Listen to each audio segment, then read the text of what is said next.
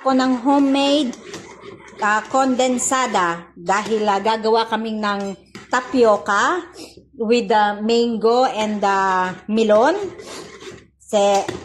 Ang tawag dito, naubusan kami ng kondensada, so gumawa ako ng quick homemade kondensada.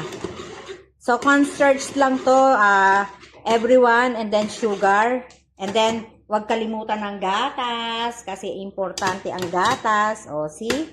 So pagka ganyan na yung texture, okay na siya. So, oh my God, OMG, na perfect ko. This is the third time na gumawa ako ng kondensada. Tapos, ngayon ko lang siya na perfect. As in, hindi mo talaga malalasahan yung cornstarch. Ang sarap-sarap. So, ayan. Okay. So, ayan na. Inahaw na natin. Inalis na natin sa salangan. So, okay.